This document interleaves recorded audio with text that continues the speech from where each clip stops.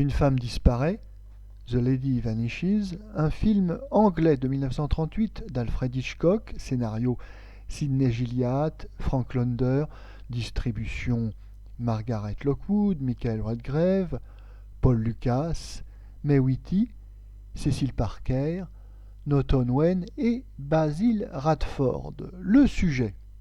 Dans un train en partance pour Londres, Margaret Lockwood voyage en compagnie de May Whitty, dont elle a fait connaissance la veille dans un hôtel.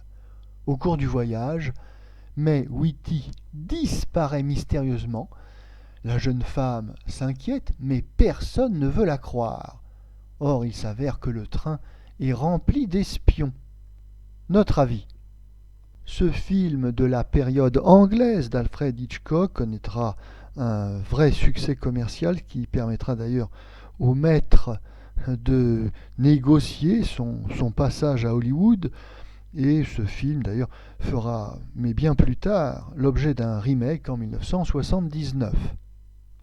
Alfred Hitchcock n'avait pas été pressenti pour tourner ce film qui a fait l'objet d'un premier projet, d'une première tentative avortée pour des raisons techniques mais aussi pour des raisons diplomatiques car l'équipe de tournage partie en Yougoslavie a été arrêtée, il y a eu un incident en raison du script qui faisait trop explicitement référence au régime politique yougoslave. Enfin, toujours est-il que le projet est confié par la suite à Hitchcock, qui, comme souvent, va complètement retravailler le scénario pour en faire une œuvre très personnelle.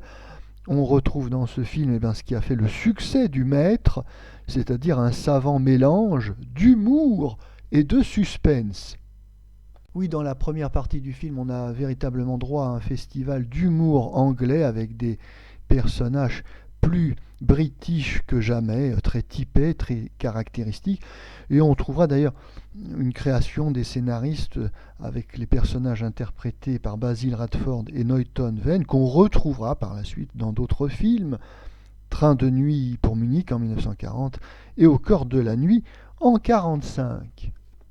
Par ailleurs, Hitchcock va reprendre sa recette de 39 marches, tournée en 1935, dans la description du couple de héros, le duo amoureux, Margaret Lockwood, Michael Redgrave. Donc on a un couple dynamique, sympathique et plein d'humour. Comme je le disais, le deuxième élément du film, caractéristique du style de Hitchcock, c'est le suspense. Alors, qui est fondé une fois de plus par un discours paranoïaque. Alors, dans ce film, on a le personnage de la vieille dame a disparu. On en est témoin nous-mêmes. Les témoins, les personnages du film, ne font pas attention aux indices qui confortent les dires de l'héroïne, qui est seule contre tous à soutenir la thèse donc, de la disparition, de l'enlèvement. Donc il y a ce discours paranoïaque qui bouleverse le spectateur. Il y a par ailleurs une action qui est menée tambour battant avec des rebondissements en chaîne qui relancent constamment l'action. On n'a pas le temps de reprendre son souffle. Tout va très vite. C'est un jeu de piste où l'attention, la vigilance du spectateur sont constamment sollicités.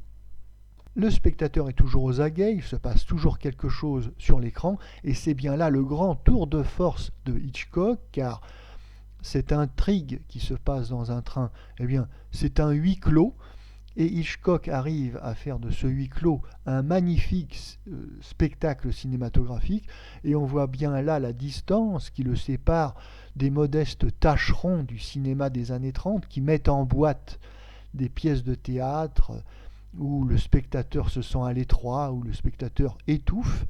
Et oui, au cinéma, on peut faire du huis clos et ça peut être un spectacle cinématographique.